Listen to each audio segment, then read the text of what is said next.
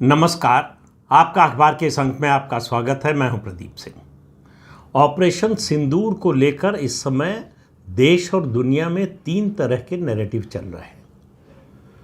एक नैरेटिव है भारत का, भारत सरकार का, भारत की फौज का, जिसके लिए भारत की सरकार, भारत की फौज और ख़ास तौर से एयरफोर्स प्रमाण दिखा रही है। और प्रमाण केवल ऐसा नहीं कि उनके बयान से कोई प्रमाण दिया जा रहा हो, विजुअल प्रमाण यानी वीडियो दिखाया जा रहा, सैटेलाइट इमेज दिखाई जा रही है। पाकिस्तान में जो नुकसान हुआ है वो दिखाई दे रहा है। उनके एयरबेस पे जो नुकसान हुआ है, उनके एयरबेस पर जो हैंगर में फाइटर जेट खड़े थे उनका नुकसान, उसके अलावा उनके 11 जो एयरबेस थे उन पर जो नुकसान हुआ है, जो तबाही हुई है। 9 उनके ठिकाने जो आतंकवादियों के मुख्यालय आप कह सकते थे, उनको जिस तरह से तबाह किया गया ये दिखाया। सब कुछ जो है वो सैटेलाइट इमेज के जरिए दिखाया गया। उसमें कहीं भी भारत का कोई पक्ष नहीं है, भारत पर कोई आरोप न लगा सके, इसलिए इस सारी सैटेलाइट इमेज जो है अमेरिकी सैटेलाइट ने जो कैच की इमेज उसके जरिए दिखाया गया कि भारत पर यह आरोप कोई लगा सके कि उसने जो है इसको काट छाट के जो है इसमें कुछ जोड़कर दिखाया है। ये तो एक नैरेटिव हो गया, जिसको नैरेटिव से ज़्यादा कहना चाहिए सच्चाई।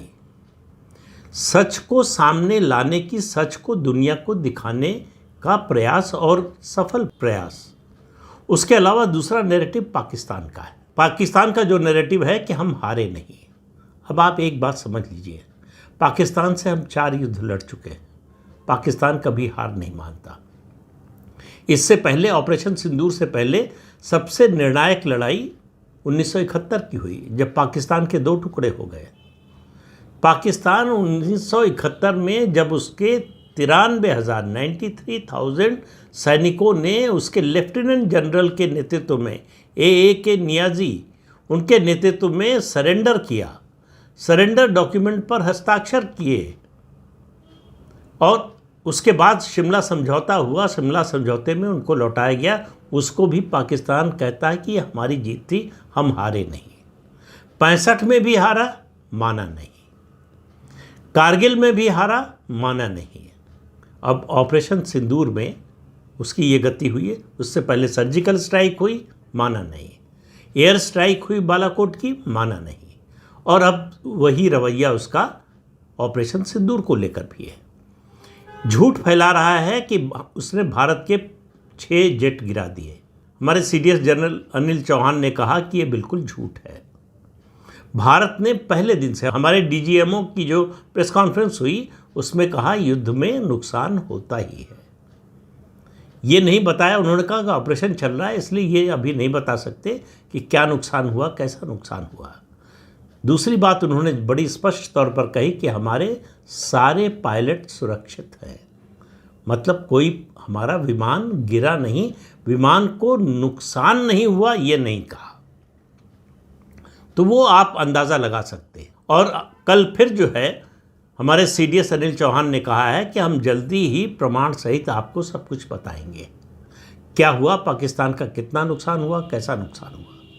इस बीच में आप देखिए कि पाकिस्तान का जो ऑफिशियल डोजियर है, जो दुनिया में वो दिखा रहा है, वो बता रहा है कि भारत जो क्लेम कर रहा है कि 9 आतंकी ठिकाने तबाह किए और 11 एयरबेस जो है तबाह किए, उसके अलावा 8 और जगहों पर भारत ने जो है आक्रमण किया था, वहाँ भी नुकसान हुआ, ये पाकिस्तान बता रहा है।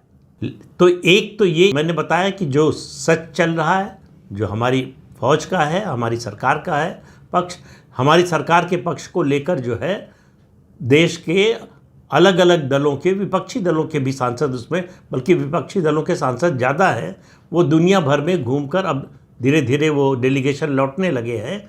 वो बता कर आए हैं कि भारत का पक्ष क्या है, भारत ने ये एक्शन क्यों किया, इसका लक्ष्य क्या था और हमने क्या हासिल किया, और पाकिस्तान क्या करता रहा है। पाकिस्तान का जो आतंकवाद का की फैक्ट्री है उसके बारे में दुनिया को बताया। तो एक नैरेटिव ये हुआ। दूसरा नैरेटिव पाकिस्तान का जो झूठ का, मतलब रेडियो झूठिस्तान, मैंने आपसे कहा था 1971 में चला था, जब पाकिस्तान के रेडियो से झूठ प्रसारित किया जाता था। वो अब भी सिलसिला जारी है, केवल माध्यम बदल गया है। और तीसरा नैरेटिव जो है वो अलग से नैरेटिव होने की बजाय पाकिस्तान के समर्थन का नैरेटिव है, जो भारत के अंदर से चलाया जा रहा है, जो पाकिस्तान की झूठी कहानी को मजबूत करने के लिए, उसको ताकत देने के लिए। कुछ नेता यहाँ हैं, उनमें ज़्यादातर कांग्रेस के नेता हैं, जो लगातार इस नैरेटिव को चला रहे हैं कि दरअसल पाकिस्तान का नहीं, भारत का नुकसान हुआ है। वो पूछ रहे हैं भारत के कितने जेट गिरे, बताइए, सरकार क्यों नहीं बता रही है। सवाल ये है कि इन लोगों में से किसी ने पूछा था कि गलवान में चीन के कितने सैनिक मारे गए? चीन ने कभी बताया था? दुनिया की सबसे मशहूर जंग 6 डे वॉर के नाम से जिसको जाना जाता है, जिसके बारे में पहले भी बताया था मैंने 2 दिन पहले, इजराइल ने जब सऊदी अरब पर हमला किया था, उनकी पूरी एयरफोर्स ख़त्म कर दी थी, 452 जेट गिरा दिए थे। और इस 6 दिन के युद्ध में इजराइल के 46 जेट गिरे थे। ये सब बातें लेकिन युद्ध समाप्त होने के बाद बताई जाती हैं। भारत का कोई नुकसान हुआ? भारत ने जो भी निशाना लगाया, इतना सटीक निशाना लगाया। भारत ने इस बार पहली बार युद्ध के समय में अमेरिकी जीपीएस सिस्टम का इस्तेमाल नहीं किया। अपने देशी नाविक के नाम से जो हमारा जीपीएस सिस्टम है उसका इस्तेमाल किया। उसकी एक्यूरेसी अमेरिकी जीपीएस से ज़्यादा बेहतर है। अमेरिकी जीपीएस जो है उसकी एक्यूरेसी 3 मीटर की है, यानी लक्ष्य से 3 मीटर पहले तक वो निशाना लगा सकता है। हमारे नाविक की एक्यूरेसी जो है वो 1 से 2 मीटर की है। इसलिए हमने इतने सटीक तरीके से हमले किए, इतने सटीक तरीके से निशाने लगाए। और सीडीएस अनिल चौहान ने बड़ा स्पष्ट किया कि आप क्रिकेट का मैच खेलते हैं और विरोधी टीम को इनिंग्स से हरा देते हैं, तो उसके बाद इस बात का कोई मतलब रहता है कि आपके कितने विकेट गिरे या आपने कितने कैच छोड़े? इन आंकड़ों का कोई मतलब नहीं होता है। बात यह है कि हमने बिल्कुल कॉम्प्रिहेंसिव तरीके से अपने विरोधी को हरा दिया। वही हुआ है ऑपरेशन सिंदूर में। तो ये 3 नैरेटिव की बात की मैंने। एक चौथा नैरेटिव भी है जो इससे पहले दुनिया में कभी हमारा साथ नहीं देता था, वो है वेस्टर्न मीडिया। वेस्टर्न मीडिया अब भी इसमें खामी खोजने की कोशिश कर रहा है। शंग्रीला डायलॉग में जो जनरल चौहान बोले, उसमें से एक लाइन, एक क्लिप निकालकर बताने की कोशिश की कि भारत की फौज ने मान लिया कि उसका कोई जेट गिरा या उसका नुकसान हुआ है। लेकिन दुनिया भर के जो रक्षा विशेषज्ञ हैं, स्ट्रेटेजिक मामलों के जो एक्सपर्ट हैं, वो पहली बार, मैं कह रहा हूँ पहली बार, उन्होंने ये माना है कि भारत ने निर्णायक तरीके से पाकिस्तान पर जीत हासिल की है।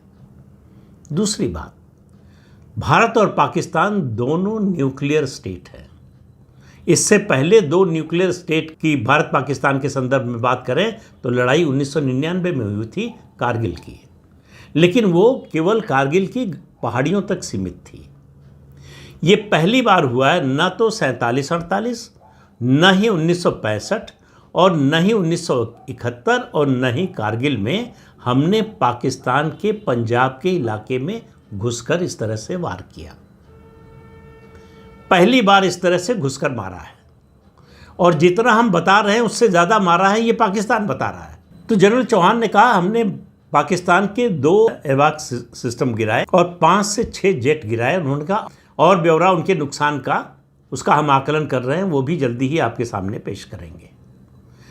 तो भारत की जीत हुई, इसकी भारत के अंदर कुछ राजनीतिक नेताओं को खुशी नहीं है। वो अपनी खुशी खोज रहे हैं कि पाकिस्तान ने भारत का कितना नुकसान किया।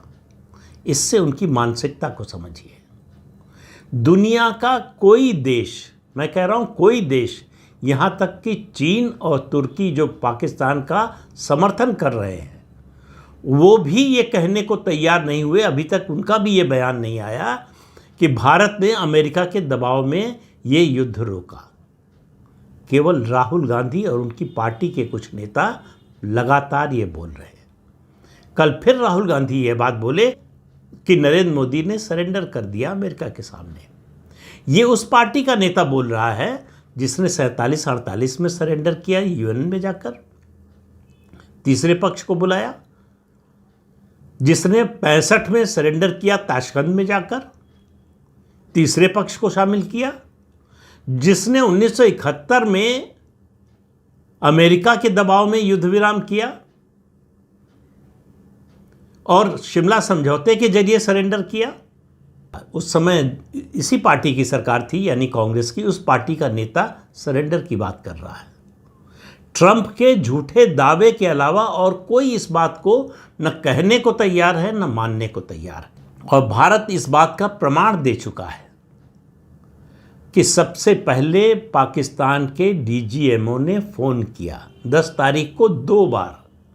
पहली बार भारत के डीजीएमओ ने बात नहीं की, दूसरी बार फ़ोन के बाद जो है बात हुई, वो भी कुछ देर बाद। जब विदेश मंत्रालय से संपर्क किया उन्होंने कि बात तो करिए, और कहा कि हम जो है ये लड़ाई रोकना चाहते हैं। तो भारत ने कहा हमने तो 7 तारीख को ही कह दिया था कि हमारा लक्ष्य जो है आतंकी ठिकाने हैं, आतंकी ठिकानों को हमने तबाह कर दिया है, अब हमारा काम पूरा हो गया है, अगर आप कोई जवाब नहीं देंगे तो हम भी कुछ नहीं करेंगे। लेकिन पाकिस्तान ने हमारे 26 शहरों पर आक्रमण करने की असफल कोशिश की और उसके जवाब में हमने उसके 11 जो है एयरबेस उड़ा दिए, उसके जेट उड़ा दिए, उसका जो है एवाक्स सिस्टम उड़ा दिया। और इन 11 में 3 नूर खान, रावलपिंडी, किराना हिल्स में जो अटैक हुआ उससे पाकिस्तान हिल गया। पाकिस्तान को समझ में आ गया कि अगर इसको और बढ़ाया तो कितना नुकसान होगा, इसकी कल्पना भी करना मुश्किल है। ये पहली बार हुआ कि 2 न्यूक्लियर पावर वाले देश लड़ रहे थे और हमने पाकिस्तान का न्यूक्लियर वेपन, ऐसी भी चर्चा है कि किराना हिल्स में जो न्यूक्लियर वेपन रखे गए थे वो दरअसल अमेरिका के थे। अब इसकी कोई पुष्टि नहीं कर रहा है, इसके बारे में स्पष्ट रूप से नहीं कहा जा सकता, लेकिन इतना तय हो गया कि पाकिस्तान की वायुसेना न्यूक्लियर वेपन को अगर है भी तो इस्तेमाल करने की हालत में नहीं रह गई। ऐसी निर्णायक लड़ाई पर शक वही कर सकता है जिसको अपनी देश की फौज पर भरोसा ना हो, जिसको अपने देश के सामर्थ्य पर भरोसा ना हो। तो देश के सामर्थ्य पर सवाल उठाने वाले लोग कौन होते हैं? ज़्यादा कड़े शब्दों का इस्तेमाल नहीं करना चाहता, लेकिन कम से कम वो देश के हितैषी तो नहीं हो सकते। तो जब से ऑपरेशन सिंदूर हुआ है, कांग्रेस पार्टी और राहुल गांधी की बौखलाहट लगातार बढ़ती जा रही है। उनको लग रहा है कि नरेंद्र मोदी को कमज़ोर दिखाकर वो अपने को ताकतवर बता सकते हैं, लेकिन ये पब्लिक है, सब जानती है। और भारत छोड़िए, पाकिस्तान के अंदर से जो वीडियो बनकर आ रहे हैं, उनके लोग भेज रहे हैं, दुनिया को दिखा रहे हैं, जो सवाल उठा रहे हैं, वही बता रहा है कितनी बड़ी तबाही हुई है। लेकिन उससे राहुल गांधी को कोई मतलब नहीं है। राहुल गांधी को दुनिया को ये बताने की कोशिश करना है कि पाकिस्तान का अपर हैंड रहा, पाकिस्तान ने हमारे जेट गिरा दिए लेकिन हमने कुछ नहीं किया, क्योंकि उन्होंने एक बार भी ये नहीं पूछा कि भारत ने पाकिस्तान के कितने जेट गिराए। उन्होंने एक बार भी इस बात पर खुशी जाहिर नहीं की कि हमारी एयरफोर्स ने पाकिस्तान के 12 में से 11 एयरबेस तबाह कर दिए। तो इससे आप समझिए कि ये नैरेटिव जो लोग चला रहे हैं वो क्यों चला रहे हैं, किसकी मदद के लिए चला रहे हैं। एक बात तो बहुत साफ है, भारत की मदद के लिए तो नहीं चला रहे, भारत की सेनाओं की शौर्य गाथा के लिए तो नहीं चला रहे। तो उनकी नीयत को समझिए। यहाँ बात केवल नीति की हो तो समझ में आती है, उसमें अच्छाई बुराई हो सकती है, लेकिन जब नीयत पर सवाल उठे तो समझिए कि मामला कुछ ज़्यादा गड़बड़ है। और ये सवाल नीयत का है। नीयत जब ठीक नहीं होती है तब इस तरह के सवाल उठते हैं। तो इस अंक में इतना ही, अगले अंक में फिर मिलेंगे किसी नए मुद्दे के साथ। तब तक के लिए अनुमति दीजिए। आपसे अनुरोध है कि चैनल दिखे, शेयर कीजिए, लाइक कीजिए और सब्सक्राइब जरूर कीजिए। नमस्कार।